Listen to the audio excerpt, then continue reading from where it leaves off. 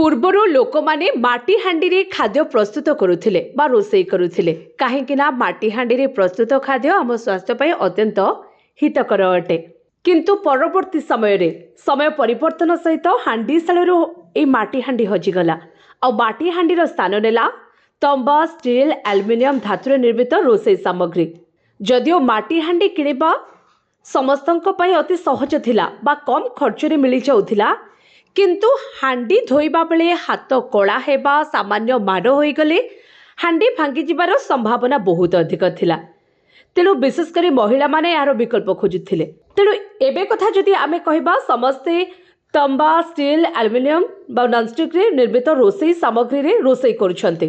କିନ୍ତୁ ଆପଣ ଜାଣିଛନ୍ତି ଷ୍ଟିଲ୍, ଆଲୁମିନିୟମ, ତମ୍ବାରେ ରୋଷେଇ କରିବା ଆମ ସ୍ୱାସ୍ଥ୍ୟ ପାଇଁ ଅତ୍ୟନ୍ତ ହିତକର ନୁହେଁ। ଧାତବ ପାତ୍ରରେ ରୋଷେଇ କରିବା ଦ୍ୱାରା ଉତ୍ତାପ ଏବଂ ଖାଦ୍ୟ ପ୍ରକ୍ରିୟାକରଣ ବେଳେ ରାସାୟନିକ ପ୍ରକ୍ରିୟା ଘଟି ସେହି ସବୁ ଧାତବ ଖାଦ୍ୟ ସହିତ ପେଟ ଭିତରକୁ ଯାଇ ଶରୀରରେ ବିଭିନ୍ନ ପ୍ରକାର ରୋଗ ସୃଷ୍ଟି କରିଥାଏ। କିନ୍ତୁ ମାଟି ହାଣ୍ଡିରେ ପ୍ରସ୍ତୁତ ହେଉଥିବା ଖାଦ୍ୟ ଆମ ସ୍ୱାସ୍ଥ୍ୟ ପାଇଁ ଅତ୍ୟନ୍ତ ହିତକର ଅଟେ। ଏହା ଆମ ସ୍ୱାସ୍ଥ୍ୟଗତ ଫାଇଦା ଦେଇଥାଏ କାହିଁକିନା ଏଥିରେ calcium, phosphorus, iron, magnesium, zinc ଏବଂ ସଲଫର ଭଳି ବିଭିନ୍ନ ପ୍ରକାର ରସାୟନ ମିଳିଥାଏ। ମାଟି ପାତ୍ର କ୍ଷାରୀୟ ଗୁଣ ବହନ କରୁଥିବାରୁ ରୋଷେଇ କରାଯାଉଥିବା ଖାଦ୍ୟରେ ଥିବା ଅମ୍ଳର ପ୍ରଭାବକୁ ହ୍ରାସ କରି ପ୍ରସ୍ତୁତ ଖାଦ୍ୟକୁ ଏକ ସମତୁଲ ସ୍ତରକୁ ଆଣିଥାଏ।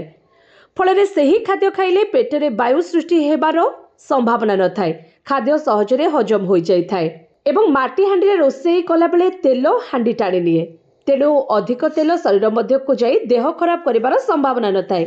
ଆଉ କିଛି ଦିନ ଧରି ସେହି ହାଣ୍ଡିରେ ରୋଷେଇ କଲେ ହାଣ୍ଡିରେ ଏକ ତେଲର ଆସ୍ତରଣ ସୃଷ୍ଟି ହୋଇଥାଏ। ଫଳରେ ସେହି ହାଣ୍ଡିରେ କମ୍ ତେଲରେ ମଧ୍ୟ ରୋଷେଇ ଆରାମସେ ହେଇପାରେ। ତେବେ ମାଟି ହାଣ୍ଡିରେ ରୋଷେଇ କଲାବେଳେ ହାଣ୍ଡିର ଆର୍ଦ୍ରତା ଏବଂ ହାଣ୍ଡି ଭିତରେ କ୍ରମଶଃ ଉତ୍ତାପର ପ୍ରଭାବ ମାଟି ହାଣ୍ଡିରେ ପ୍ରସ୍ତୁତ ହେଉଥିବା ଖାଦ୍ୟ ଉପରେ ଧୀରେ ଧୀରେ ପଡ଼ିଥାଏ। ପ୍ରସ୍ତୁତ ହେଉଥିବା ଖାଦ୍ୟ ଠିକ୍ ଭାବେ ସିଝିବା ସହିତ ଏକ ପ୍ରକ୍ରିୟାରେ ଖାଦ୍ୟର ପୁଷ୍ଟିକର ଗୁଣ ସମ୍ପୂର୍ଣ୍ଣ ସୁରକ୍ଷିତ ରହିଥାଏ।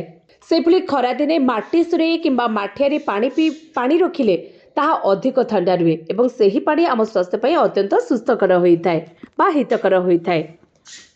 ତେଣୁ ମାଟି ହାଣ୍ଡିରେ ରୋଷେଇ କରିବା ଉଚିତ ଅଟେ।